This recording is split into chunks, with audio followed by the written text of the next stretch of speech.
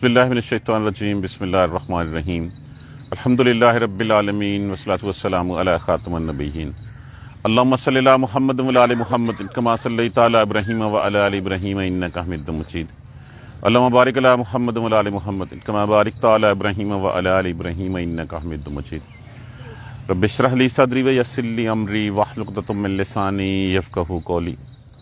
دیکھیے، جو انسان کی سب سے بڑی گمراہی ہے نا، وہ ظاہر پرستی ہے۔ ظاہر پرستی کیا ہے؟ جس کو وہ تگڑا دیکھتا ہے، طاقتور دیکھتا ہے، بڑا دیکھتا ہے، اس کے پیچھے چل پڑتا ہے۔ قدیم زمانے کے لوگ جب دیکھتے تھے کہ چاند، اس کو پوجنا شروع کر دیتے ہیں، اس کے بعد سورج دن کو آ گیا، اس کو پوجنا شروع کر دیا۔ جو اس کو بڑا دیکھا، جس کو طاقتور سمجھا، اس کو جو ہے پوجنا شروع کر دیتا تھا۔ اور یہاں پہ جو ہے وہ آج کل کے دور میں یہ جو مادی تہذیب ہے، لوگ اس کے پیسے کے پیچھے جو ہے وہ پاگل ہوتے ہیں۔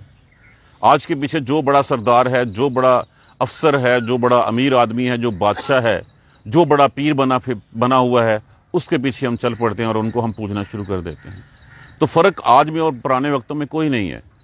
تو بات یہ ہے کہ بجائے اس کے کہ تم اللہ کی مخلوقات کو پوجو، عبادت اللہ کی مخلوقات کی کرو، تو تم عبادت ڈائریکٹ اللہ کی کیوں نہیں کرتے جس نے ان کو پیدا کیا ہے؟ تو مخلوق تو عبادت کے قابل نہیں ہے، مخلوق تو اپنا وجود برقرار رکھنے کے لیے کسی نہ کسی کی محتاج ہے۔ تو جس کی محتاج ہے، اصل الہ تو وہ ہے، اصل معبود تو وہ ہے، تو اس کو پوجو، بجائے اس کے کہ تم نے اس کے بنائی ہوئی مخلوقات کو پوجنا شروع کر دیا۔ چاند، سورج، ستارے، یہ بھی تو اسی کے تھے۔ آپ پڑھ چکے ہوں گے تاریخ میں، کچھ لوگ جو ہے وہ ستارہ پرست تھے، کچھ سورج پرست تھے، کچھ چاند کی پوجا کرتے تھے۔ اسی طرح جو ہے وہ اب لوگ جو ہے وہ لوگوں نے اور رب بنا لیے ہوئے ہیں۔ اب مادہ پرستی سب سے بڑا رب بن گیا ہے۔ پیسے کو سلام ہے، پیسے کو پوجنا ہے۔ اس پیسے کی خاطر نہ ہمیں اپنی نماز کی پرواہ ہے، نہ ہمیں کسی اور کی پرواہ ہے۔ ہم ساری چیزوں کو چھوڑ کے اس مادہ پرستی کی زندگی کی طرف چلے جاتے ہیں۔ اگر ہم اللہ کی نشانیوں میں سے دیکھیں، امن آیاتہ ہی، اور اس کی نشانیوں میں سے آیاتہ اللیل والنہار، یہ رات اور دن بھی اللہ کی نشانی ہے۔ کبھی ہم نے غور کیا کہ اللہ سبحانہ تعالیٰ نے رات اور دن کیوں بنایا ہے؟ انسان کی باڈی کو جو ہے وہ کام کرنے کے بعد کچھ ریسٹ کی ضرورت ہوتی ہے۔ جب وہ کام کرتا ہے تو اس کے بہت سارے سیلز جو ہیں وہ ڈسٹرائے ہو جاتے ہیں۔ اگر وہ انسان جو ہے وہ آرام نہ کرے تو جو ہے وہ باڈی کیا ہوگی؟ تباہ ہو جائے گی۔ تو اللہ سبحانہ تعالیٰ نے ایک ایسا سسٹم بنا رکھا ہے کہ جیسے ہی وہ کچھ عرصے کے لیے، کچھ دیر کے لیے آرام کرتا ہے، وہ سیلز ریپروڈیوس ہو جاتے ہیں، وہ دوبارہ بن جاتے ہیں۔ اب اس آرام کے لیے اس کی کیا بائی ڈیفالٹ اس میں کیا ہے کہ ٹھنڈک ہو، اندھیرا ہو، تو اللہ سبحانہ تعالیٰ نے رات آرام کے لیے بنا دی، اور دن جو ہے وہ اسی طرح معاش کے لیے بنا دیا، وہ چمکدار، وہ روشن دن، تاکہ اس میں سے جو ہے وہ تمہیں اس دن میں تمہیں جو ہے وہ کوئی ادھر ادھر ٹھوکریں نہ کھانی پڑے، تمہارے راستے سارے کلیئر ہوں۔ کون ہے جو رات کو دن پہ حاوی کر دیتا ہے؟ کون ہے جو دن کو رات کی طرف جو ہے وہ لے چلتا ہے؟ یولج اللیل فی النہار و یولج النہار فی اللیل، کون رات کو دن میں داخل کرتا ہے اور دن کو رات میں داخل کرتا ہے؟ والشمس والقمر، اور سورج اور چاند، کس نے ان دونوں کو اپنے کام پہ لگا رکھا ہے؟ کبھی ہم نے غور کیا کہ کبھی اس میں سے کوئی ایک ملی سیکنڈ کا بھی فرق ہو؟ کوئی ڈیوٹی دے رہا ہے تو ڈیوٹی دینے کے لیے کوئی اس سے ڈیوٹی لے بھی تو رہا ہے، تو جو اس سے ڈیوٹی لے رہا ہے، کبھی غور کیا اس کے اوپر؟ ہم سورج کو دیکھتے ہیں کہ سورج 360 365 دن جو ہے وہ روز ایک مقررہ وقت کے اوپر، جو مقررہ وقت اس کے لیے اس کو ڈپیوٹ کیا گیا ہے، اس کے اوپر نکلتا ہے اور اپنے وقت کے اوپر جا کے غروب ہو جاتا ہے۔ اور پھر ہم یہ نہیں کہتے کہ روز ہمیشہ ادھر مشرق سے ہی نکلتا ہے۔ 360 مشرق ہیں اس کے، 365 ہر دن کا ایک علیحدہ ہے۔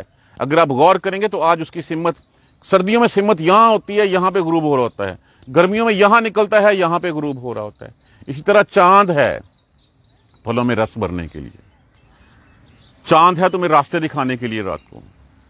تو یہ ساری چیزیں کس کی نشانی ہیں؟ اللہ سبحانہ تعالیٰ کی نشانی ہے۔ اور چاند اور سورج، اب اس میں بیان کیا کیا گیا؟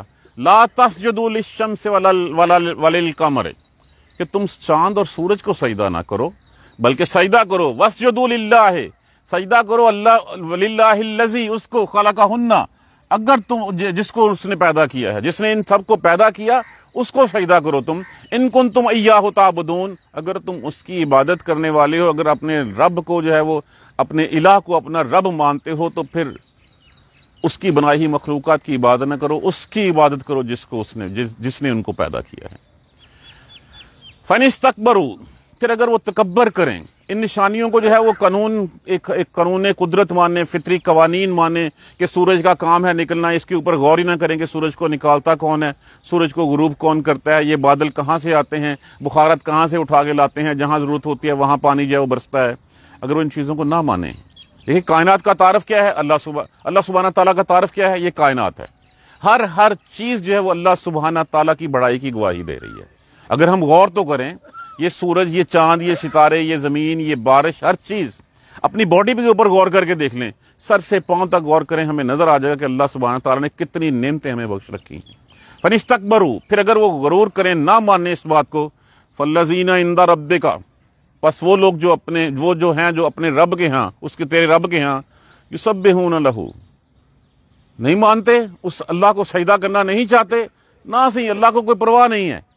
اللہ کے پاس جو سجدہ کرنے والے ہیں، اللہ کے پاس جو ہیں جو فرشتے ہیں، یسبحون لہ باللیل والنہار، وہ رات اور دن اس کے پاس سجدے کرتے ہیں، وہ ساری رات اور سارا دن سجدے کرتے ہیں، وہم لا یسأمون، اور وہ تھکتے نہیں ہیں، اکتاہٹ کا شکار نہیں ہوتے۔ تمہیں دن میں 5 دفعہ سجدہ کرنے کو کہا گیا اور تم اس کو جو ہے وہ نہیں مانتے، وہ ہر لمحے وہاں پہ سجدے کر رہے ہیں، اور وہ تو اکتاتے نہیں ہیں، اور اللہ کو تمہارے سجدوں کی ضرورت بھی نہیں ہے۔ امین آیات ہی، اور اس کی آیتوں میں سے، انا کا، بے شک تو، ترل اردا، یہاں پہ چیک کیجئے گا، یہاں پہ میرے خیال میں یہ ہونا چاہیے، ترل اردا، یہاں ایسے ہی ہے، دیکھ لیجئے گا، بے شک تو دیکھتا ہے زمین کو، خاشعتن، دبی ہوئی، مرجائی ہوئی، کوئی اس کے اوپر ایک ذرا سا بھی سبزہ نظر نہیں آ رہا، بربری مٹی ہوئی ہے، اس کے اوپر دھول اڑتی ہوئی نظر آتی ہے تمہیں۔ فَإِذَا أَنزَلْنَا عَلَيْهِ الْمَاءَ، پھر اس کے بعد اس کے اوپر ہم جب پانی برسا دیتے ہیں، اَتَّخْذَتْ وَرَبَتْ، وہ پھلتی پھولتی ہے اور جی اٹھتی ہے، اس میں زندگی پڑ جاتی ہے۔ یہ وہ مثال ہے جو مثال ہماری زندگیوں میں عام ہمیں نظر آتی ہے۔ ہاں جی، ہے نا یہ، ہاں جی، یہ یہاں پہ وہ جی اٹھتی ہے۔ دیکھیں یہ سب سے بڑی مثال ہے جو بارہا ہماری زندگی میں جو ہے وہ ہمیں نظر آتی ہے۔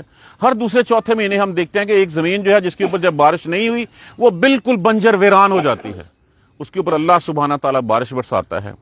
اب اگر وہ بارش کو اپنے اندر ایبزارب نہ کرے، وہ پانی اس کے اندر نہ جائے، تو کیا اس میں سے کھیتیاں نکل سکتی ہیں؟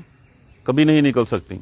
یہ قرآن کی ہدایت جب تک ہم اپنے اندر ایبزارب نہیں کریں گے، قرآن کو ہم بس اوپر سے پڑھ کے صرف جو ہے وہ اپنے ثواب کے چکر میں ہی رکھیں گے، تو ہمیں ہدایت مل سکتی ہے کبھی؟ ہمیں کبھی ہدایت نہیں مل سکتی اگر ہم قرآن کو سوچیں سمجھیں، پڑھیں سوچیں سمجھیں نہ، اور اس کے اوپر عمل نہ کریں، تو پھر کیسے ممکن ہے؟ تو وہ زمین جو پانی ایبزارب کرتی ہے وہ زندگی پاتی ہے۔ اسی طرح جب ہم قرآن کو جو ہے وہ دیکھیں گے، پڑھیں گے، سوچیں گے، سمجھیں گے اور اس پہ عمل کریں گے، تبھی ہم جو ہے وہ زندگی پائیں گے۔ ادروائز تو ہم بھی ایک مردہ ہیں، ہمارے دل مردہ ہیں، حیوانوں جیسی زندگی گزار رہے ہیں، اللہ کی نشانیوں کو دیکھ کے سبق نہیں سیکھتے، اللہ کے قرآن کو پڑھ کے ہم سبق نہیں سیکھتے۔ تو زمین جو ہے وہ جس وقت اللہ سبحانہ تعالیٰ بارش برساتا ہے وہ جی اٹھتی ہے، پھر اس میں جو ہے وہ پھر نباتات جو ہے وہ اگتی ہیں۔ ان الذی، بے شک وہ جس نے، احیاہا، زندہ کیا اس کو، احیا لمحی الموتا، یقیناً وہ زندہ کرے گا پھر مردہ کو۔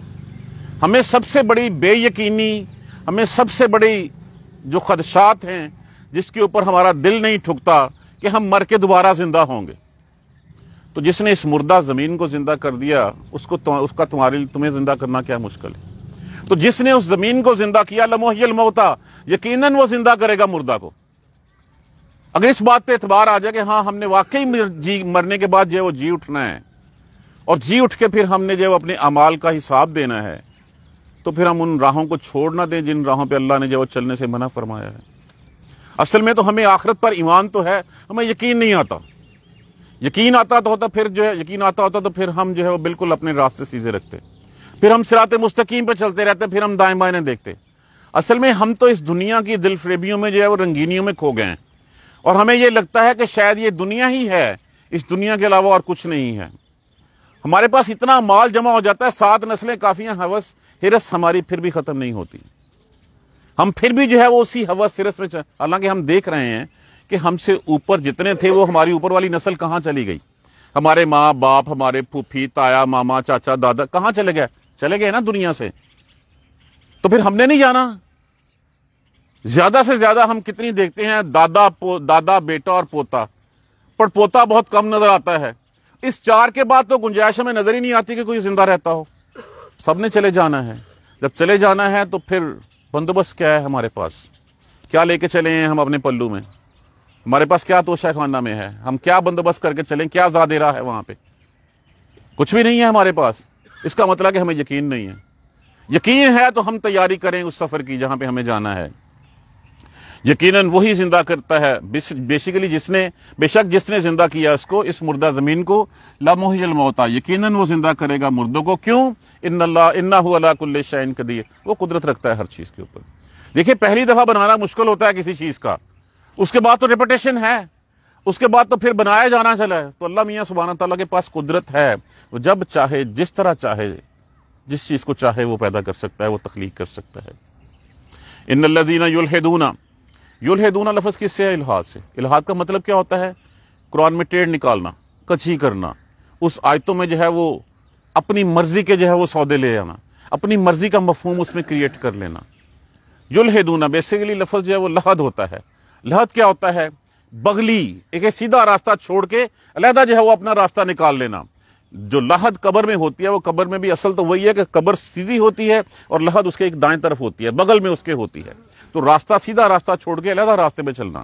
تو بے شک وہ لوگ جو انکار کرتے ہیں، جو لوگ جو ہیں وہ اس میں کجی نکالتے ہیں، اعتراض کرتے ہیں، فی آیاتنا لا یخفون علیہا، وہ چھپے ہوئے نہیں ہیں مجھ سے، اور ہم سے چھپے ہوئے نہیں ہیں، جنہوں نے اپنے مطالب، اپنی مرضی کے مطالب اور مفہوم بنا رکھے ہیں قرآن کے، جو دل کرتا ہے وہ ہم مانتے ہیں۔ دیکھیں قرآن کا نہ ماننا یہ نہیں ہوتا کہ میں کہہ دوں قرآن مجھے پسند نہیں ہے، قرآن کے اوپر میں ایمان نہیں رکھتا۔ ہم کہتے ہیں ہاں قرآن اللہ کی کتاب ہے، لیکن قرآن کی نہیں مانتے ہم۔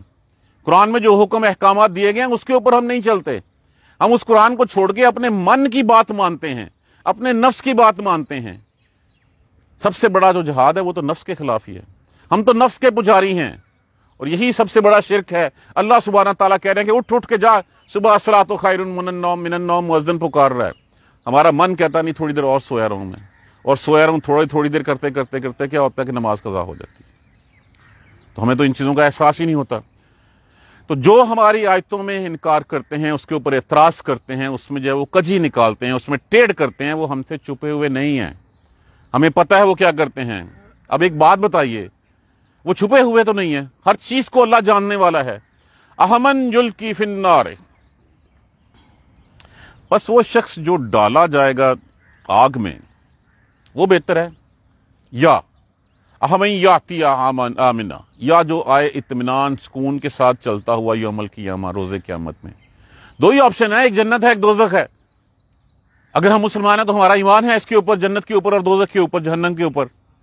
اب ایک شخص جو ہے وہ جس کو پکڑ کے جائے وہ گھسیٹ کی آگ میں ڈال دیا جائے، یا جو دوسرا سکون سے چلتا ہوا آ جائے، کون بہتر ہے؟ کون سا راستہ ہمیں چاہیے ہوگا؟ ہمارا دل کیا کرتا ہے؟ ہم کس راہ پہ چلنا چاہیں گے؟ کیا ہمیں گردن سے پکڑ کے جائے وہ دھکے دے کے جائے وہ وہاں پہ پھینکا جائے آگ میں، یا ہم اطمینان کے ساتھ فرشتے ہمارے ساتھی ہوں، جیسے ہم نے کل والی آیت کریمہ میں پڑھا تھا کہ فرشتے ہمارے ساتھی ہوں اور ہمیں جو ہے وہ محفوظ طریقے سے دعا سلام کے ساتھ جو ہے وہ روز محشر اللہ سبحانہ تعالیٰ کی جنتوں میں لے جائیں؟ کون بہتر ہے اس میں سے؟ فیصلہ ہمارے ہاتھ میں ہے نا۔ نہیں مانتے اس بات کو؟ اعملوا ما شئتم، جو مرضی کرو، اعملوا ما شئتم، یہاں پہ آ کے قصہ ختم کر دیا گیا۔ ہم نہیں کسی کو اگر کوئی ہدایت دیتے رہتے نہیں مانتا تو پھر ہم کیا کہتے ہیں؟ اچھا جا دفعہ جو مرضی کر۔ یہ تنبیہ ہے اللہ سبحانہ تعالیٰ کی طرف سے، اعملوا ما شئتم، جو تمہارا دل کرتا ہے کرو۔ انہ بما تعملون بصیر، بے شک وہ جو تم عمل کر رہے ہو وہ دیکھ رہا ہے۔ ہم گناہ کب کرتے ہیں؟ جب ہمیں نظر آتا ہے کہ ہمیں کوئی کسی کو پتہ نہیں چل رہا، ہم جو چھپا رہے ہوتے ہیں۔ ہم تو یہ بھی بھول جاتے ہیں کہ 2 فرشتے یہاں پہ ہمارے دائیں بائیں بیٹھے ہوئے ہیں، وہ لکھنے کے لیے بیٹھے ہوئے ہیں، وہ گواہی دینے کے لیے بیٹھے ہوئے ہیں۔ اللہ سبحانہ تعالیٰ تو جو تمہارے دل میں پلنے والی خواہش سے بھی واقف ہوتا ہے، تو کیا اس کو نہیں پتا کہ تم کیا کرنے جا رہے ہو؟ اللہ تعالیٰ کو سب کچھ پتہ ہے اور وہ دیکھ رہا ہے۔ جب وہ دیکھ رہا ہے، انہ بما تعملون بصیر، بے شک جو تم عمل کرتے ہو وہ دیکھ رہا ہے۔ ان الذین کفروا بالذکر، بے شک وہ لوگ جنہوں نے اس نصیحت کا انکار کیا۔ کس نصیحت کا انکار کیا؟ یہ قرآن میں اس سورہ مبارکہ میں 30 دفعہ تذکرہ آ رہا ہے۔ آیت نمبر 3 میں پڑھا، آیت نمبر 26 میں پڑھا ہم نے قرآن کا ذکر۔ اور اب یہاں پہ دیکھیے بائی ڈیفالٹ ہم میں سے ہر ایک کے اندر جو ہے وہ موحد انسان چھپا ہوا ہے. کیوں کہ اللہ سبحانہ تعالیٰ نے جس وقت ارواح کو پیدا کیا اور پوچھا الستو بربکم، میں تمہارا رب نہیں ہوں؟ قالو، کہا بلا، ہاں کیوں نہیں، آپ ہمارے رب ہیں. تو ہم میں اندر بائی ڈیفالٹ اللہ ہے ایک. جب بھی کوئی بیماری آتی، جب کوئی مصیبت آتی ہے، اس وقت ہم دنیاوی خداؤں کو چھوڑ کے اسے ایک اللہ کی طرف چلے جاتے ہیں. جب وہ بیماری، وہ عذاب، وہ مصیبت ختم ہوتی ہے، اس کے بعد پھر ہم جو ہے وہ اور دروں کے اوپر جو ہے وہ اپنے ماتھے ٹھیکنے شروع کر دیتے ہیں. اس وقت پھر ہم ان طرف چلے جاتے ہیں. تو جو اس نصیحت کے لما جاہم، جب آ چکی تمہارے پاس، کون سی نصیحت ہے؟ قرآن ہمارے پاس آ گیا. یہ بیسیکلی ہمارے دلوں کے اوپر جو زنگ لگ چکا ہے، اس زنگ کو جو ہے وہ رگڑنے آیا ہے، اس زنگ کو ختم کرنے آیا ہے. جو اندر ہمارے وہ چھپا ہوا ہے، اس کو جو ہے وہ یاد دہانی کے لیے آیا ہے. کیا کہ تمہارے پاس اللہ کی دی ہوئی کتاب آ چکی ہے. وہ تمہیں بتاتی ہے کہ تمہاری تخلیق کا مقصد کیا تھا، تمہیں کیوں پیدا کیا گیا ہے، تم دنیا میں کیوں لائے ہو. کیا اس کام کے لیے آئے ہو کہ آؤ کھاؤ پیو بچے پیدا کرو مر جاؤ؟ کیا یہ زندگی ہے؟ وما خلقت الجن والانس الا لیعبدون، نہیں پیدا کیا ہم نے جن و انس کو سوائے اس کے کہ وہ میری عبادت کریں. تو کیا عبادت صرف نماز روزے کی حد تک رکھ دی ہے ہم نے؟ نہیں، عبادت تو وہ ہے کہ آپ کا ہر لمحہ عبادت ہے. کیسے عبادت ہے؟ کہ اگر ہم ان راہوں پہ چلنا شروع کر دیں، ان قوانین کے اوپر قوانین کو فالو کرنا شروع کر دیں جن کا اللہ نے جو ہے وہ امپلیمنٹیشن کا کہا ہے ہمیں، یہی عبادت ہے. کہ ہر کام، کیا ہے کام؟ کہ بزنس کرنا ہے، ایمانداری سے کرنا ہے، جھوٹ نہیں بولنا، وعدہ خلافی نہیں کرنی، ملاوٹ نہیں کرنی، خیانت نہیں کرنی، یہ عبادت ہے. لیکن ہم کہتے ہیں اگر ہم نے یہ کر لیا تو پھر شام کو میں کماؤں گا کہاں سے، میرے بچے کیسے پلیں گے، اگر میں نے دودھ میں پانی ڈالا تو پھر تو میرا گزارا نہیں ہوگا. یہ وہ طریقہ ہے. بے شک جو لوگ انکاری ہیں اس ذکر کے، جبکہ اس نصیحت کے جبکہ آگے ہوں، وَإِنَّهُ لَكِتَابٌ عَزِيزٌ، اور بے شک یہ کتاب تو غالب ہے، یہ زبردست ہے. اب یہ کتنی زبردست ہے؟ 1450 سال ہونے کو آئے، آج تک اس میں جو ہے وہ کوئی از ایم آر جو ہے وہ فل سٹاپ کاما کوئی غلطی نہیں نکل سکی. کوئی اس میں لفظ جو ہے وہ ایڈ نہیں ہو سکا، کوئی اس میں داخل نہیں ہو سکتا، کوئی اس میں جو ہے وہ کوئی چیز جو ہے وہ آ جا نہیں سکی. یہ تو غالب کتاب ہے، یہ زبردست ہے، یہ زیر دست نہیں ہے. یہ کتاب تمہیں انگلی سے پکڑ کے جو ہے وہ تمہیں وہاں لے جانا چاہتے ہیں جہاں تمہارا اللہ چاہتا ہے. تمہارے اللہ نے تمہارے لیے جنتوں کے وعدے کیے ہوئے ہیں، جبکہ شیطان وہاں پہ جو ہے وہ اللہ سبحانہ تعالیٰ سے وعدہ کر کے آیا تھا کہ میں تیری مخلوق کو بھٹکا کے رہوں گا. وہ جب جہنموں میں گرانا چاہتا ہے، ہمیں اپنی جہنموں کا ساتھی بنانا چاہتا ہے. وہ تنہائی نہیں چاہتا، وہ چاہتا ہے میرے ساتھ اور بھی لوگ ہوں جو آئے جہنم میں میرے ساتھ جلے بنیں. تو فیصلہ تو ہمارے ہاتھ میں ہے. بے شک یہ کتاب غالب ہے، یہ کتاب زبردست ہے، یہ زیر دست نہیں ہے. لا یاتیہ الباطل، اس میں باطل نہیں آ سکتا. من بین یدیہ ومن ولا لا یاتیہ الباطل من بین یدیہ ولا من خلفہ، نہ اس میں سے باطل آگے سے آ سکتا ہے، نہ اس میں سے باطل پیچھے سے آ سکتا ہے. کتنا عرصہ ہو گیا؟ 1450 سال. اس کا اعجاز، اس کا معجزہ جو ہے وہ دیکھیے، معجزہ نبی کو دیے جاتے تھے تاکہ وہ لوگوں کے لیے راہ ہدایت کا کام کریں، لوگوں کے لیے ایک مشعل کا کام کریں جس کی روشنی میں لوگ جو ہے وہ اپنی منزل جو ہے وہ پا سکیں. نبی کے آتے، نبی کے ساتھ معجزہ آتا، نبی چلے جاتے، معجزے کے ساتھ چلے جاتے. یہ رسول اللہ صلی اللہ علیہ وآلہ وسلم کا معجزہ ہے جو رہتی دنیا تک لوگوں کے لیے راہ ہدایت دیتا رہے گا. کبھی ہم اس معجزے کو اپنا ساتھی بنا کے دیکھیں، کبھی ہم اس سے دوستی کر کے دیکھیں، کبھی ہم اس کے اوپر عمل کر کے تو دیکھیں. یہ نہ اس میں باطل کہیں سے آگے سے آ سکتا ہے، نہ اس میں سے پیچھے سے گھس سکتا ہے، نہ اس میں سے ایک لفظ کی کمی بیشی ہو سکتی ہے. یہ نہیں ہو سکتا کہ اس قرآن کی طرح جو ہے وہ کوئی اور بنا لیں کتاب. دیکھیے یہ وہ کتاب ہے جس کتاب کو جتنا مرضی پڑھ لیں دل کبھی نہیں بھرے گا. کوئی دوسری کتاب ہو، اس کتاب میں 2 دفعہ پڑھیں، تیسری دفعہ آپ کو پڑھنے کو دل نہیں کرے گا کہ آگے یہ لکھا ہوا ہے. اس کو سمجھنا شروع کر دیں. ہر آیت کو جو ہے وہ ایک دفعہ پڑھیں گے، آپ کو ڈفرینٹ ویژن آپ کا جو ہے وہ ہوگا اس کے اوپر. دوسری دفعہ کھولیں گے، دوسری دفعہ نئی ونڈو اس میں کھلے گی، ایک نئے معنی مطالب جو ہے وہ ہمیں نظر آئیں گے. ایسے لگے گا یہ تو مجھ سے باتیں کر رہی ہے، یہ تو میرے مسائل کا حل جو ہے وہ دے رہی ہے. یہ اللہ سبحانہ تعالیٰ کی کتاب ہے. کیوں؟ تنزیل، یہ اتاری ہوئی ہے اس حکمت والے حمدوں والے رب کی طرف سے. یہ کسی کا بنایا ہوا نہیں ہے. یہ جو کہتے ہیں نا کہ یہ محمد صلی اللہ علیہ وآلہ وسلم نے خود گھڑ لی ہے، کوئی سکھا گیا ہے، کوئی جن آ گیا ہے، کسی نے آ کے پڑھا دی ہے، نہیں. یہ تنزیل، یہ اتاری گئی ہے من حکیم حمید، اس غالب حمدوں والے رب کی طرف سے، اللہ سبحانہ تعالیٰ کی طرف سے. تو اے نبی، ما یقالو، نہیں وہ کہتے آپ سے، الا ما قد قیل للرسل من قبلک، سوائے اس کے کہ جو پہلے لوگ نبیوں کے ساتھ کہتے رہے تھے وہی آپ کو کہتے ہیں.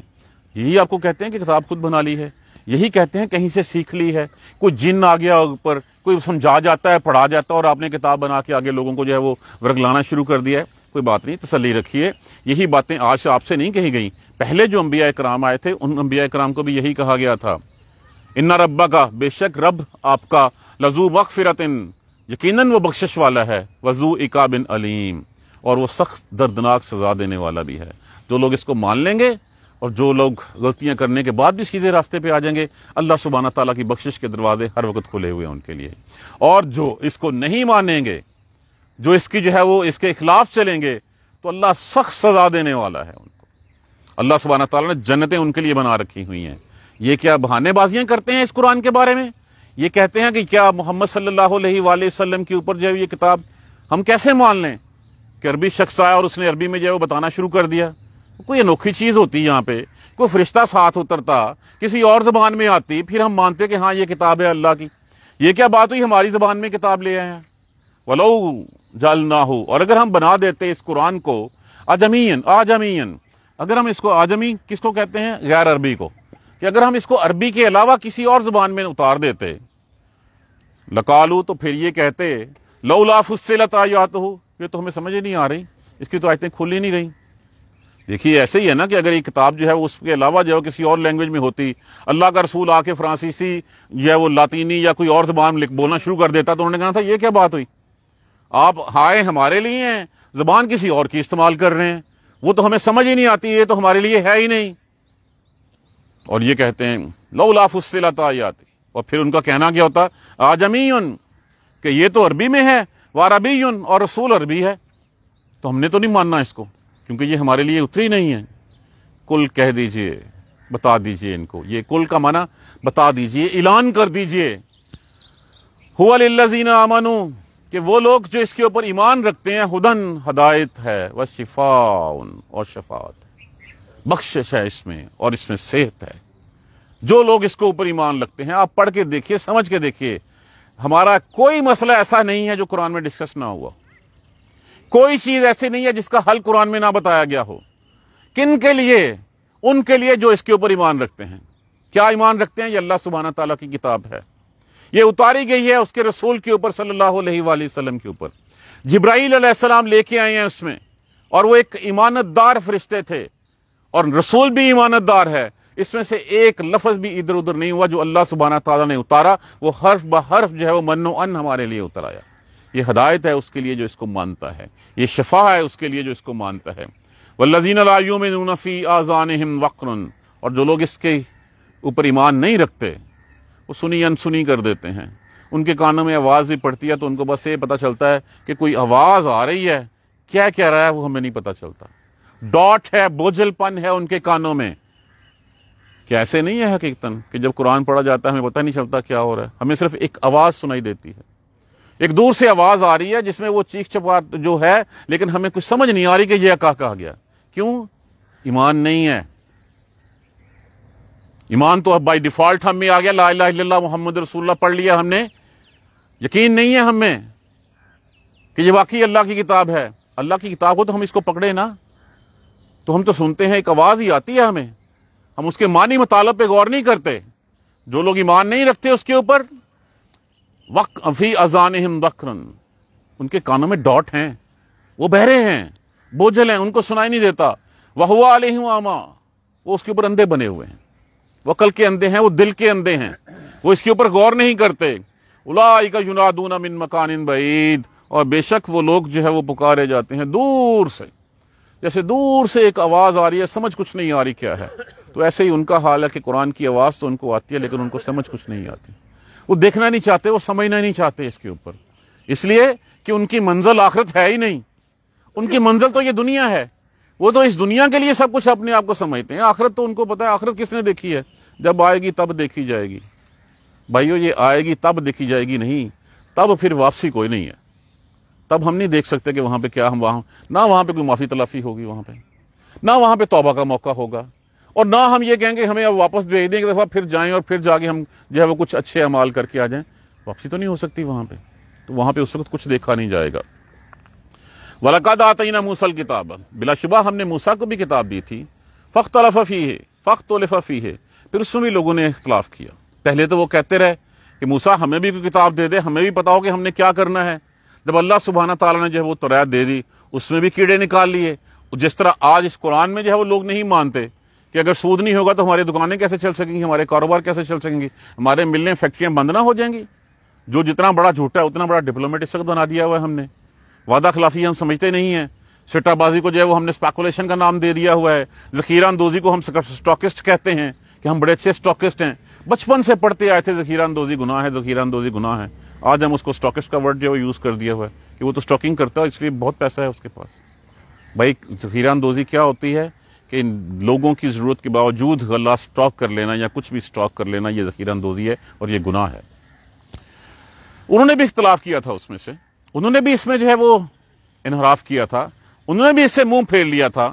وَلَوْلَا كَلِمَةٌ سَبَقَتْ مِن رَبِّكَ، اور اگر تیرے رب کی طرف سے ایک بات طے نہ ہو چکی ہوتی۔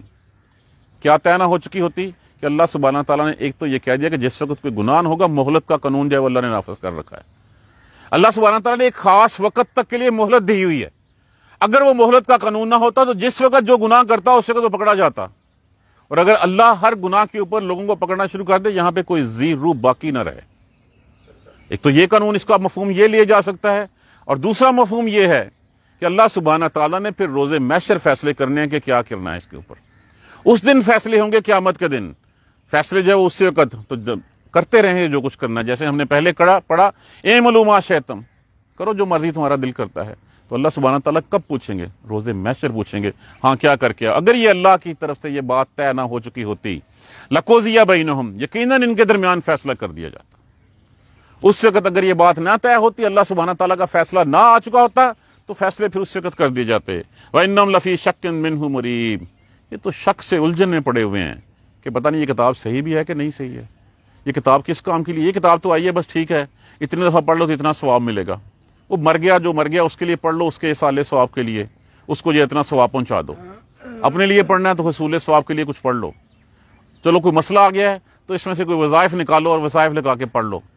ان تمام کے باوجود اس میں کوئی شک نہیں کہ اس میں جو ہے وہ اس کے ہر حرف پہ نیکی ہے۔ ایصال ثواب کے لیے پڑھا جاتا ہے، ثواب پہنچتا ہے۔ حصول ثواب کے لیے پڑھتے ہیں، ثواب ملتا ہے ہمیں۔ وظائف پڑھتے ہیں، ہمارے مسئلے حل ہوتے ہیں، لیکن پھر ہم نے جاننے کی کوشش نہیں کرتے کہ یہ کیا رہا ہے۔ ہم نے تو یہ کہہ دیا اچھا فلاں چیز کر لو تو فلاں ہو جائے گا، وہ ہو جاتا ہے، اس کی برکات ہی اتنی ہے، اتنا مقدس کتاب ہے یہ، لیکن ہم پھر بھی کوشش نہیں کرتے ہم دیکھیں تو صحیح اس میں لکھا کیا ہوا ہے، یہ کیا رہا ہے مجھ سے۔ کبھی ہم نے اس کو اپنا ساتھی بنانے کی کوشش ہی نہیں کی، ہم تو ہمیشہ سے شک میں ہی پڑے ہوئے ہیں اس کے اوپر۔ اگر شک میں نہ ہوتے تو پھر یہ ہمارے دل کے قریب ہوتا۔ ابھی یہ تو طاق میں کہیں اونچے رکھی ہوئی کتاب ہے۔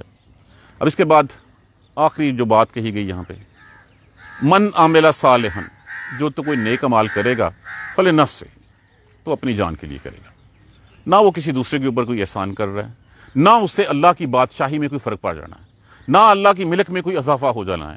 من عمل صالحا، جس نے نیک عمال کیے، صالح عمل کیے، فلنفسہ ہی، تو اس کی اپنی جان کے لیے ہیں، اس کے اپنے فائدے کے لیے ہیں۔ امن آسا، اور جس نے برا کیا، فعلیہا، تو اس کے اپنے اوپر اس کا وبال ہے۔ گناہ کریں گے بھگتنا خود پڑے گا، کسی نے بار نہیں اٹھانا اس کا، کسی نے وہاں پہ سفارش کر کے تمہیں جو ہے وہ جہنم سے نکال کے جنت میں نہیں لے جانا۔ یہ اللہ سبحانہ تعالیٰ کی رحمت کے بغیر کچھ نہیں ہونا۔ یہ جتنے ڈکوسلے ہیں نا اللہ کے علاوہ اوروں کو پوچھنے والے، یہ تمہارا اس کا وبال تمہارے اوپر ہی پڑے گا۔ اس وقت ہم کہیں گے کہ اللہ جنہوں نے ہمیں بھٹکایا تھا ان کو دکھا ہمیں اپنے، ان کو پاؤں کے تلے روندے ہم ان کو، جو کل ہی پڑھا ہے ہم نے، ان سے جو ہے وہ ملا ہمیں، ان کو دگنا عذاب دے کہ انہوں نے ہمیں اسراء پہ لایا۔ اللہ نے شعور تجھے بھی اتنا ہی دیا ہے، اللہ نے عقل تجھے بھی اتنی ہی دی ہے، تو کیوں اس کے پیچھے چلا؟ جبکہ اللہ نے نبی تیری طرف بھیجا تھا، اللہ نے قرآن تیری طرف جو ہے وہ اتارا تھا، تو نے مقدم سمجھا اپنے دوسرے معبود کو، اس دوسرے ساتھی کو جس کی بات تم مان کے چل پڑا۔ تم نے رسول کو بے وقت کر دیا، معاذ اللہ ثم معاذ اللہ۔ تم نے قرآن کو جو ہے وہ علیحدہ رکھ دیا، تم نے لوگوں کی باتیں ماننے شروع کر دی۔ تو پھر جا ان سے بات کر، وہ تجھے کچھ نہیں دیں گے اب یہاں پہ۔ کوئی سفارش کوئی کچھ نہیں ہوگی۔ امن اصاف علیہ، تو جس نے برائی کی وہ اپنی اسی کے اوپر وبال ہوگا۔ وما ربک، اور نہیں ہے پروردگار تیرا، بے ظلام للعبید، اپنے بندوں پہ ظلم کرنے والا۔ یہ ظلم بندے اپنی جانوں پہ خود کرتے ہیں جب ہم قرآن کو چھوڑ دیتے ہیں، جب ہم اللہ اور اس کے رسول کی کہی ہوئی بات کو چھوڑ کے ہم وہ اعمال کرتے ہیں جو اعمال ہماری بیوی نہیں مانتی، ہمارے بچے نہیں مانتے، محلے والے کیا کہیں گے، برادری کیا کہے گی۔ ہم برادری میں جو ہے وہ اس کا اپنی ناک اونچی رکھنے کے لیے قرآن کو نیچا دکھا رہے ہوتے ہیں، اللہ رسول کے احکامات کو نیچا دکھا رہے ہوتے ہیں۔ کس کو دکھانے کے لیے کرتے ہیں یہ ہم سب کچھ؟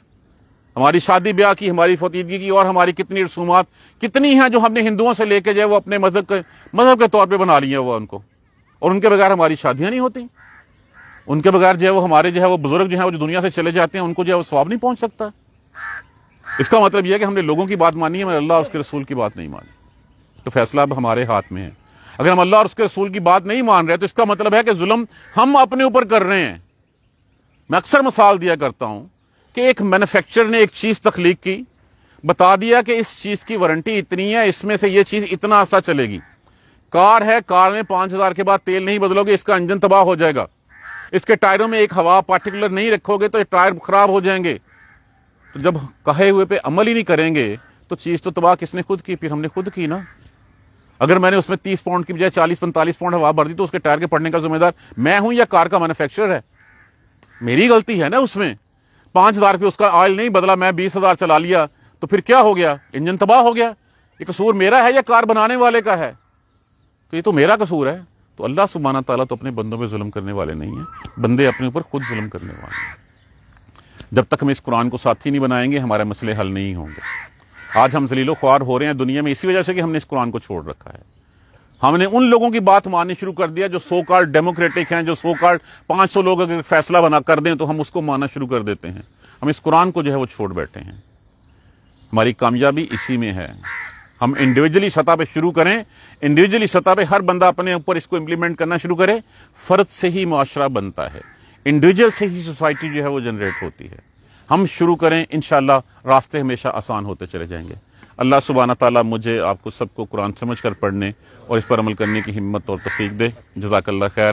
سبحانک اللہم و بحمدک، اشہد ان لا الہ الا انت، استغفرک و اتوب الیک۔ الحمدللہ 24واں پارہ آج رویژن کے ساتھ بھی مکمل ہو گیا۔ انشاءاللہ ہم 25واں پارے پڑھے ہوئے ہیں، جس کے پاس نہیں ہے کل اور پرسوں میں نہیں ہوں، انشاءاللہ جمعرات سے ہم 25واں پارہ شروع کریں گے۔ جزاک اللہ خیر۔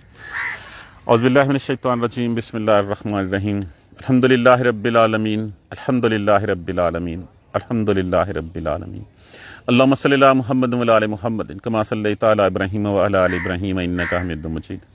اللہم بارک علی محمد و علی محمد کما بارکت علی ابراہیم و علی آل ابراہیم انک حمید مجید۔ ربنا لا تؤاخذنا ان نسینا واخطانا ربنا ولا تحمل علینا اصرا کما حملته علی الذین من قبلنا ربنا ولا تحملنا ما لا طاقة لنا به واعف عنا واغفر لنا وارحمنا انت مولانا فانصرنا على القوم الكافرين ربنا لا تزغ قلوبنا بعد إذ هديتنا وهب لنا من لدنك رحمة إنك أنت الوهاب رب اغفر وارحم وأنت خير الراحمين يا رب ارحمهما كما ربياني صغيرا يا رب ارحمهما كما ربياني صغيرا يا رب ارحمهما كما ربياني صغيرا اللهم اغفر لنا وارحمنا اللهم اغفر لنا وارحمنا اللهم اغفر لنا وارحمنا ربنا تقبل منا انك انت السميع العليم وتب علينا انك انت التواب الرحيم الحمد لله رب العالمين آمين یا رب۔ جزاک اللہ خیر۔